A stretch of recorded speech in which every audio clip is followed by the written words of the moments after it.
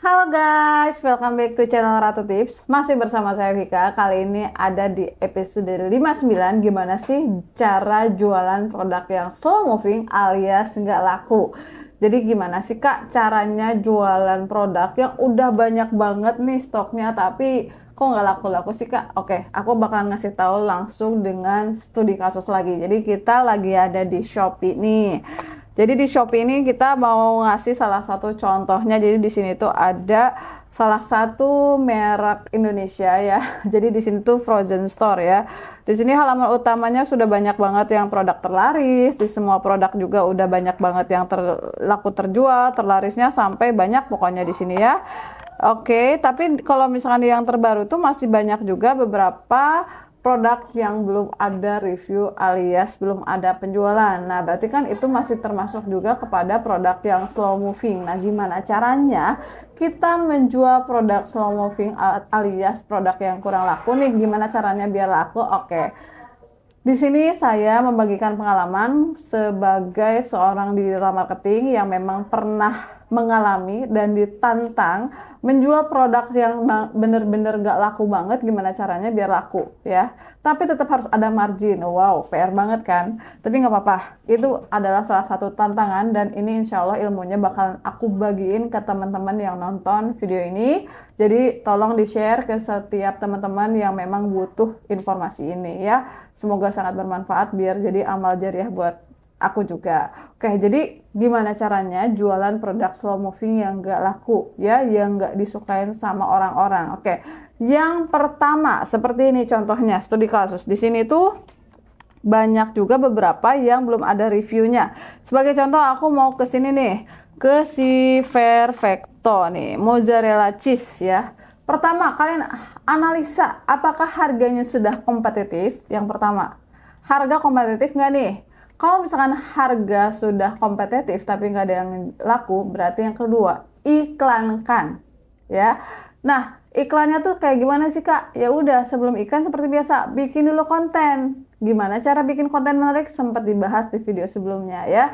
Jadi yang pertama, analisa harga dulu. Setelah merasa analisa harganya udah kompetitif sama yang lain, ya udah yang kedua iklankan. Gimana caranya iklankan? Iklankan tuh ada dua kak. Jadi iklankan tuh yang pertama iklankan di marketplace lain atau media sosial lain seperti Instagram ya. Nanti diiklankan mengarah ke si link SKU ini ya. Atau yang kedua, bikin di sini kan maaf ya, di sini tuh kan cuman ada satu doang foto nih ya, tidak ada kelebihan, tidak ada misalkan kayak video bikin makanan yang pakai mozzarella cheese ini. Sebenarnya hal itu, konten tersebut sangat mempengaruhi jadi orang belanja atau tidak ya.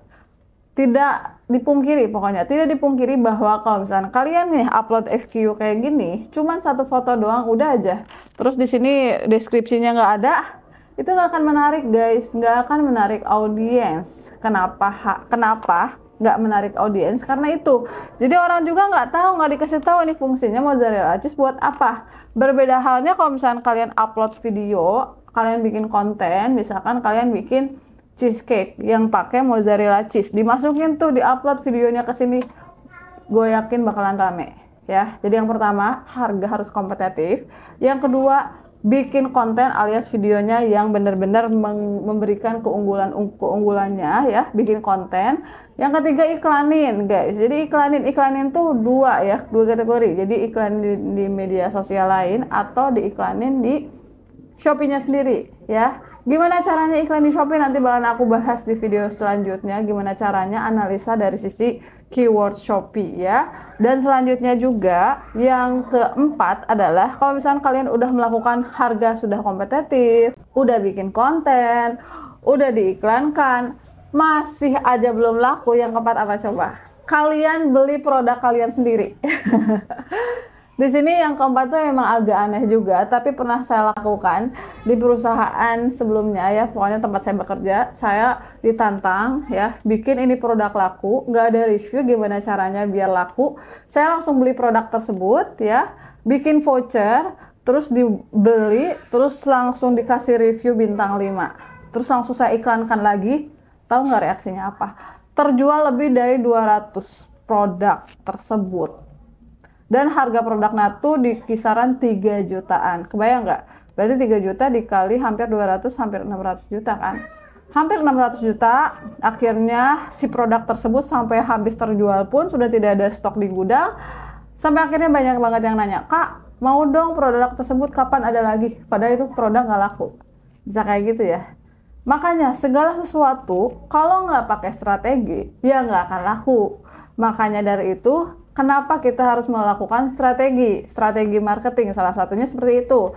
Jualan produk slow moving pun kalau nggak ada ilmunya ya nggak akan laku. Kalau nggak dibikin strategi ya nggak akan laku. Makanya terapkan 4 hal yang tadi. Yang pertama, harga harus kompetitif.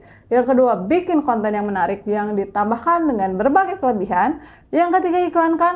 Kalau masih nggak ngefek, bikin review sendiri. Beli produknya sendiri, bikin review. Memang ini kayak apa ya? Kayak ngebodohin diri sendiri, tapi sebenarnya bukan masalah itu, guys.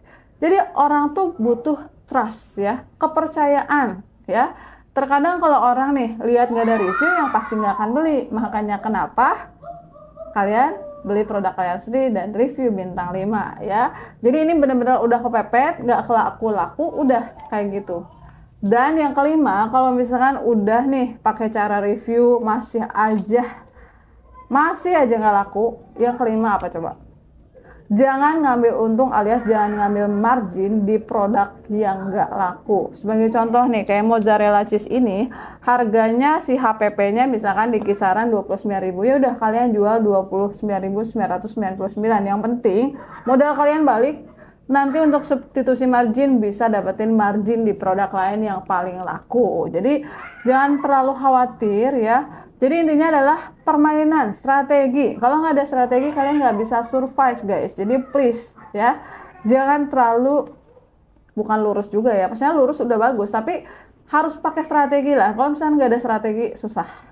Gitu ya guys ya. Jadi udah sempat aku jelaskan di video ini detail banget gimana caranya jualan produk slow moving yang susah laku. Semoga dengan video ini buat teman-teman UMKM juga bisa kebantu. Gimana sih Kak caranya nih? Ini saya udah mau busuk misalnya kasarnya, udah mau expired nih, wajib kejual nih Kak, gimana caranya? Tapi harus dikasih tahu juga ya si customer, jadi jangan sampai ngebohongin. Jadi harus wajib ngasih tahu ya, misalkan flash sale expired 4 bulan lagi, nggak masalah kok ya.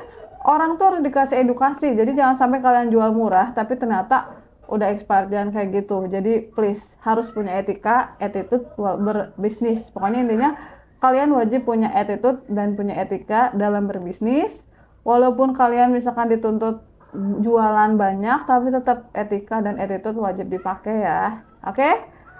Jangan lupa juga tonton video-video sebelumnya mengenai digital marketing. Jangan lupa juga kalau misalkan kalian mau ikutan online course atau tanya-tanya, beli e-booknya biar lebih pintar lagi mengenai digital marketing, bisa langsung kontak aku di bawah ini ya. Bisa tonton juga video-video sebelumnya mengenai digital marketing biar makin pintar. Saya Vika, sampai jumpa di video selanjutnya.